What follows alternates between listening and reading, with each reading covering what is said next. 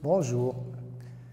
Bonjour, chers élèves. Alors, nous avons vu, dans les modules précédents, on avait parlé des nouvelles réalistes, écrites par Guy de Maupassant.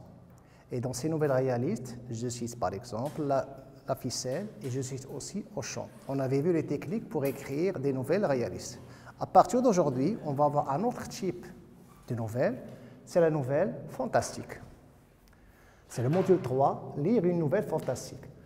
On va étudier et lire la nouvelle d'Île, la Vénus d'Île de Prosper Mérimée. C'est une séance d'étude de texte qui va durer seulement 1 heure. Et notre objectif principal, c'est quoi? C'est reconnaître la fonction de l'incipit dans une nouvelle fantastique. Le passage qu'on va étudier, ça se situe au début de la nouvelle. Ça commence avec « Je descendais » jusqu'à ma curiosité. Alors, quelqu'un va nous lire le texte. Allez-y, monsieur. Je descendais le dernier coteau du Canigou, et bien que le soleil fût déjà couché, je distinguais dans la plaine les maisons de la petite ville d'Île, vers laquelle je me dirigeais. « Vous savez, dis-je au Catalan qui me servait de guide depuis la veille, vous savez sans doute où demeure monsieur de Pérorade? Si je le sais, s'écria-t-il, je connais sa maison comme la mienne, et s'il ne faisait pas si noir, je vous la montrerai. C'est la plus belle d'Île, il a de l'argent, oui, monsieur de Pérorade, et il marie son fils à plus riche que lui encore. Et ce mariage, se fera-t-il bientôt? Lui demandai-je. Bientôt? Il se peut que déjà les violons soient commandés pour la noce, ce soir, peut-être demain, après-demain, que sais-je. C'est à Pugari que ça se fera, car c'est mademoiselle de Pugari que monsieur le fils épouse. Ce sera beau, oui. J'étais recommandé à monsieur de Pérorade par mon ami monsieur de P. C'était, m'avait-il, un antiquaire fort instruit et d'une complaisance à toute épreuve. Il se ferait un plaisir de me montrer toutes les ruines à 10 lieues à la ronde. Or, je comptais sur lui pour visiter les environs d'Île, que je savais riches en monuments antiques et du Moyen-Âge. Ce mariage, dont on me parlait alors pour la première fois, dérangeait tous mes plans. « Je vais être un trouble fête, me dis-je, mais j'étais attendu, annoncé par monsieur de P. Il fallait bien me présenter. « Gageons, monsieur, me dit mon guide, comme nous étions déjà dans la plaine, gageons un cigare que je devine ce que vous allez faire chez monsieur de Pérorade. Mais, répondis-je en lui tendant un cigare, cela n'est pas bien difficile à deviner. À l'heure qu'il est, quand on fait 6 lieues dans le Canigou, la grande affaire, c'est de souper. Oui, mais demain, tenez, je parierai que vous venez à Île pour voir l'idole. J'ai deviné cela, vous voir tirer en portrait les saints de Serrabona. L'idole? Quelle idole? Ce mot avait excité ma curiosité. Alors, merci pour cette lecture donc, là, du passage. Alors, si je vous demande d'identifier le passage, qu'est-ce qu'on va dire? Alors, pour l'identification, que va-t-on dire?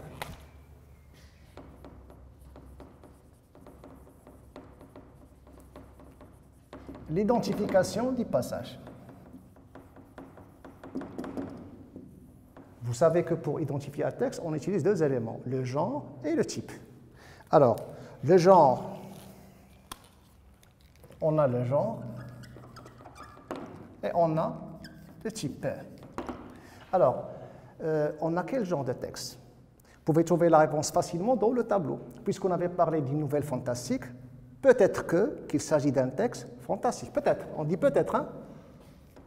Donc, le genre fantastique. Et bien entendu, on ne va pas être sûr et certain. On va mettre un point d'interrogation.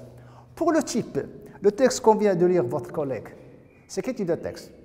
Il s'agit d'un texte narratif. Voilà. Donc là, on vient de lire et identifier le texte. Maintenant, on passe au 2e stade, c'est de relever les axes sur lesquels on va travailler.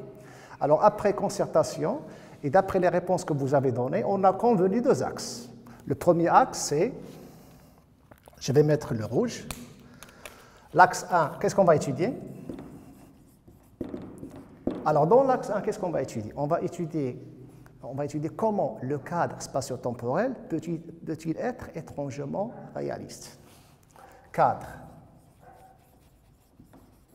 spatio-temporel peut être étrangement réaliste. C'est-à-dire, comment et par quel moyen l'écrivain il a transformé un cadre réel en un cadre qui est un petit peu étrange. Et le deuxième axe, l'axe sur lequel on va travailler, c'est on va voir comment l'étrange peut-il être présent à travers les noms et la présence d'un personnage, d'un objet qui est curieux. Hein? L'étrange, à travers les noms et la présence d'un objet qui est curieux. Voilà, ça va? Vous avez retenu deux axes? On a le premier, c'est on va étudier le cadre spatio-temporel qui peut devenir de façon étrange. Et deuxièmement, l'étrange à travers les noms des personnages et la présence d'un objet qui est curieux. Alors, on va relever, s'il vous plaît. On va relever donc là le cadre spatio-temporel. Qu'est-ce que vous avez relevé comme lieu? Voilà. Pardon. Ici, donc là, les noms des personnages. Les noms des personnages et la présence d'un objet qui est curieux.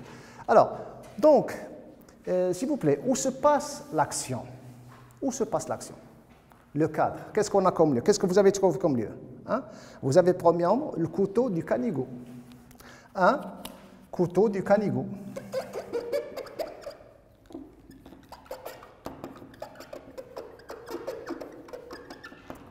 Deuxième lieu, qu'est-ce qu'on a? Hein? Vous avez île. Donc là, c'est le nom d'une ville, île. Troisième lieu, qu'est-ce que vous avez? Qu'est-ce qu'on a d'autre? Troisième lieu, est-ce qu'il n'y a pas un autre lieu? Il n'y a pas de lieu. Hein? On a maison, mais maison, est-ce qu'il y a un côté mystère dans la maison? Peut-être, on va voir ceci lorsqu'on va étudier donc là, la nouvelle. Alors, donc là, le couteau du canigo et île. Alors ces noms, est-ce que ce sont des noms qu'on a l'habitude d'entendre? C'est un petit peu, donc la résonance un petit peu mystérieuse. Peut-être ici, le lecteur, il est un petit peu déstabilisé lorsqu'il entend, donc là, ce genre de boule canigo par exemple. Hein? Donc c'est-à-dire, on est un petit peu déstabilisé. Pour les noms, alors les noms que vous avez, qu'est-ce qu'on a comme nom? On a premièrement les noms, qu'est-ce que vous avez? Vous avez, hein? Le premier, c'est monsieur, il y a un personnage qui s'appelle Monsieur de P.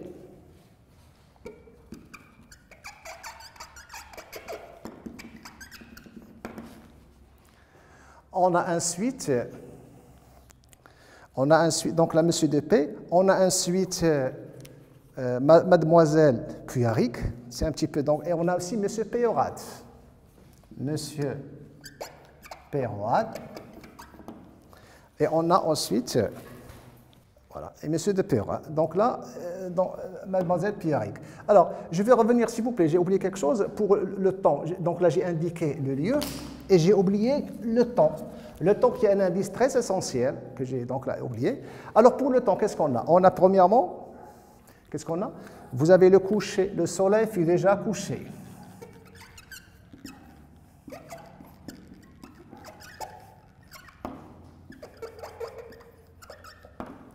On a ensuite un autre indice, c'est ce soir.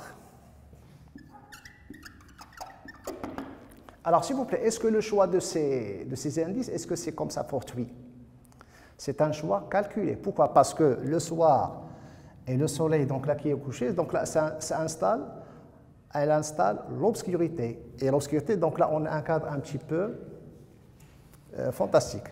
Alors, revenons donc là au personnage. Vous avez Monsieur de P, vous avez Monsieur Péorat, et vous avez qui d'autre? Est-ce qu'on a d'autres? Oui? On a un personnage qui est Mademoiselle Cuillaric.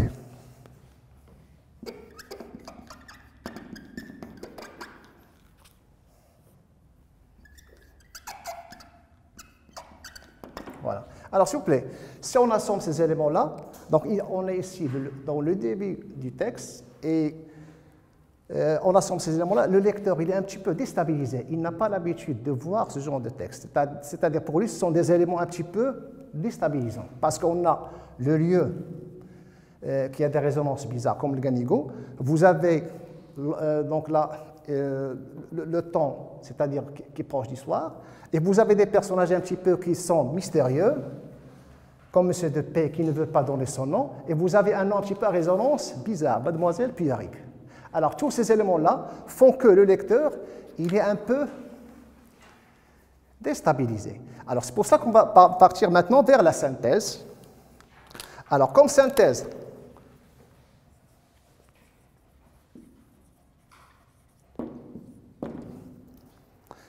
qu'est-ce qu'on pourrait dire? On pourrait dire tout simplement, alors, récapitulons, qu'est-ce qu'on avait vu?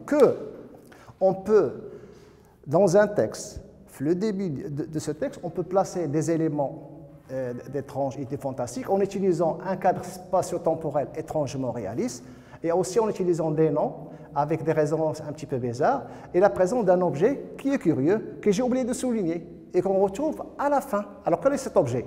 C'est quoi? C'est l'idole. Qu'on avait oublié, l'idole. Alors, pourquoi cet objet il est placé à la fin? Peut-être pour attirer la curiosité, pour créer le suspense chez le lecteur. Alors, comme synthèse, qu'est-ce qu'on pourrait dire? Que, en utilisant des éléments réalistes, on peut parfois créer une ambiance fantastique. Hein? Donc là, on peut créer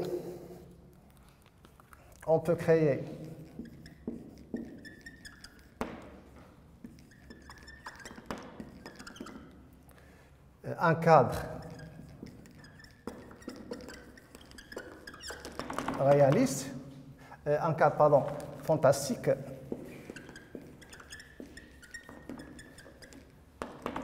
en utilisant par exemple, qu'est-ce qu'on vient de dire? En utilisant des éléments annonciateurs du fantastique,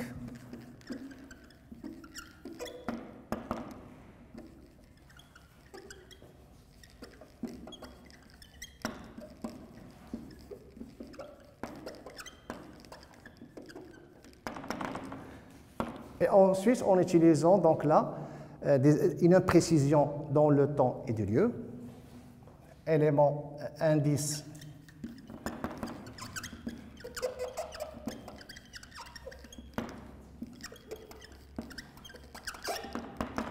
temporel imprécis, et en utilisant enfin la présence d'un objet qui est curieux. Présence d'un objet curieux.